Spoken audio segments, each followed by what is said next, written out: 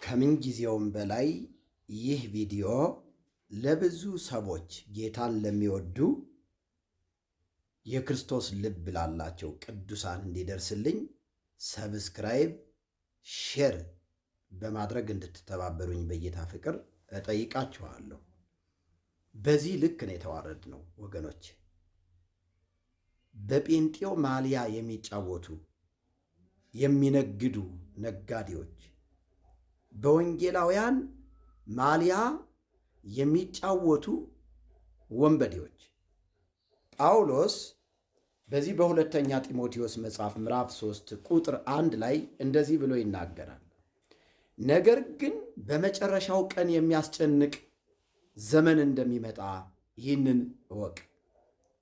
ሰዎች ራሳቸውን የሚወዱ ይሆናሉ፣ ገንዘብን የሚወዱ፣ ትምክህተኞች፣ ትዕቢተኞች፣ ተሳዳቢዎች፣ ለወላጆቻቸው የማይታዘዙ፣ የማያመሰግኑ፣ ቅድስና የሌላቸው፣ ፍቅር የሌላቸው፣ እርቅን የማይሰሙ፣ ሐሜተኞች፣ ራሳቸውን የማይገዙ፣ ጨካኞች፣ መልካም የሆነውን የማይወዱ፣ ከዳተኞች፣ ችኩሎች፣ በትዕቢት የተነፉ፣ ከእግዚአብሔር ይልቅ ተድላን የሚወዱ ይሆናሉ። የአምልኮት መልክ አላቸው፣ ኃይሉን ግን ክደዋል። ከነዚህ ደግሞ ራቅ ብሎ ሐዋርያው ቅዱስ ጳውሎስ ለጢሞቴዎስ የጻፈለትን መልእክት መመልከት ትችላላችሁ። በጣም ነው ያዘንኩኝ ይሄንን ቪዲዮ ስመለከተው። በዚህ ልክ ቤተ ክርስቲያንን መድፈር፣ ክርስቶስን መድፈር፣ ወንጌልን ማሰደብ ምን ማለት ነው ወገኖች? ይህ ጩልሌ የሆነ ወንበዴ አስመሳይ። እኔ እየገረመኝ ሰውየው የታወቀ ወንበዴ ነው፣ ሌባ ነው፣ ዱርዬ ነው። ይሄ ማን ነው? አምጡልኝ። በጂፒኤስ ብሎ ፒኤልሲ የከፈተ ሄኖክ የምትሉት ዘመናዊ ጠንቋይ። ወንጌል ይሄ ነው። እዛ ውስጥ ቁጭ ያሉ ሰዎች እየየ ብለው ሲያለቅሱ፣ እስኪ እንዲያው እናንተ ልጠይቃችሁ፣ በምንም አጋጣሚ ይሄ ቪዲዮ ሊደርሳችሁ ይችላል።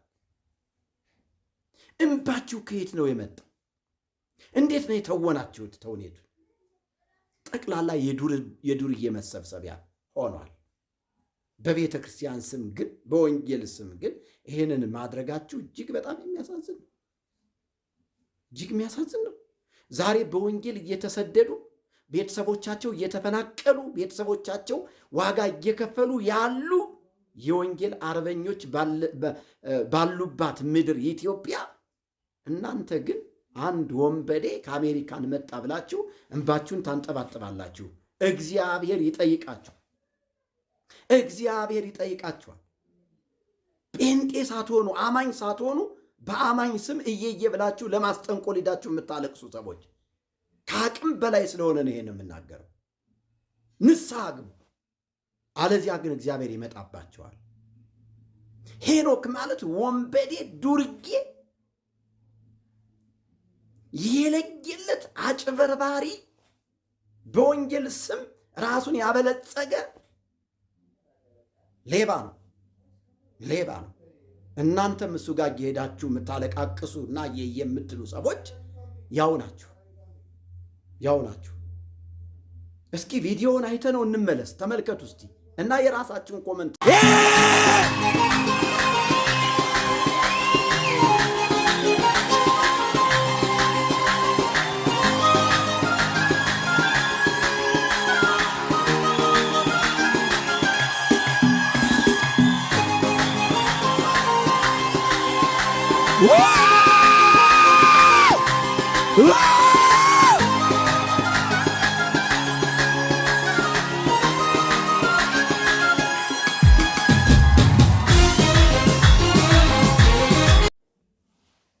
ቪዲዮውን እንደተመለከታችሁት ነው።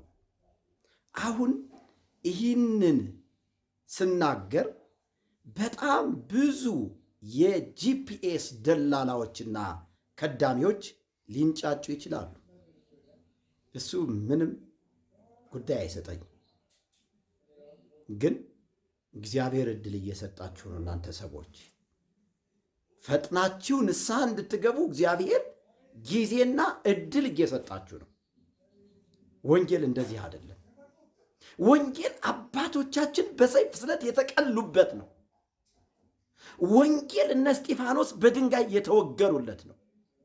ወንጌል እነ ጳውሎስ መከራን የተቀበሉበት በቅርጫት ተደርገው የተወረወሩበት ነው። ወንጌል አባቶቻችን ዋጋ የከፈሉበት ነው። ወንጌል እናንተ ግን ፒኤልሲ ከፈታችሁበት። ምድረ ነጋዴ ሁላ፣ ምድረ ጠንቋይ ሁላ። ስለዚህ እንድትመለሱ እንደ እግዚአብሔር ቃል እውነት እየነገርኳችሁ ተመለስ፣ ተመለስ። አሁን የሚገርማችሁ ነገር እንደዚህ አይነት ሰዎች እኛ በኦርቶዶክስ ቤተክርስቲያን ውስጥ ያለውን ስህተት ጠቅሰን ስንናገር ሊከራከሩን ይፈልጋሉ። በምን አንደበታችሁ ነው እናንተ አሁን ኦርቶዶክስን እንዲሁ እንትን የምትሉት? በምን አንደበታችሁ ነው? እናንተ እነማን ናችሁ ሲቀድም? እስኪ አሁን አንድ ቪዲዮ ደግሞ ከዚህ ካሳየኋችሁ ቪዲዮ ያልተናነሰ ወይም ደግሞ ከዚህ ካሳየኋችሁኝ የማጭበርበር ስልት ጋራ የሚመሳሰል በኦርቶዶክስ ቤተክርስቲያን ደግሞ የተደረገውን ላሳያችሁ። እነዚህ የአንድ ሳንቲም ሁለት ገጽታዎች ናቸው። ይሄንንም አይተን እንመለሳለን። ኦርቶዶክስ ማለት እንደዚህ ነች። ወራዶች፣ ቆሻሾች። ቀጥል። ከነኚህ ጋር የኦርቶዶክስ መባል የራሱ አሳፍረኝ። ቆሜ መሄድ የራሱ ከነኚህ ጋር ኦርቶዶክስ ተብዬ መጠራቴ። እንግዲህ ይህንን ያሳየኋችሁን ቪዲዮ ከተመለከታችሁ እናንተ እንደ እግዚአብሔር ቃል እውነት መዝናችሁ ትክክለኛውን እውነት እንድትይዙ እንዲሁም ደግሞ የማታውቁ ምዕመናን ከእንደዚህ አይነት ደላላ ነቢያቶች እንድትጠበቁ ለማሳሰብ ነው። ብዙ ደላላ ነቢያቶች ተነስተዋል በኢትዮጵያ ምድር ላይ። እንደነ ጂፒኤስ ሄኖክ እንደሚባል አጭበርባሪና እንደነ እስራኤል ዳንሳ። በቅርቡ አንድ ሪል የሆነ በልሳን የሚደግሙትን ድግምት በቪዲዮ ማስረጃና በኦርቶዶክስ ቤተክርስቲያን ከተጻፉ የድግምት መጽሐፍቶች የሚመሳሰለውን ሰርች አቀርብላችኋለሁ። በቅርብ ጊዜ ጠብቁ። ይሄንን ስናገር ምንም ላልጸጸትበት እንደ እግዚአብሔር ቃል እውነት ትናንትና የተክለ ሃይማኖት ጣዖት አያስፈልግም፣ በኦርቶዶክስ ቤተክርስቲያን ውስጥ ያሉ ጣዖታቶች አያስፈልጉም ብዬ እንዳልኩትኝ በዚህ በወንጌል አማኙ ተሰግስገው ያሉ ደላላ ነቢያቶችና ጠንቋይ ነቢያቶች አያስፈልጉም እያልኩ ነው። ሰምተሃል? አያስፈልጉም እያልኩ ነው። ያኛውን ነክቼ ይሄንን ተአምረ ሐዋርያው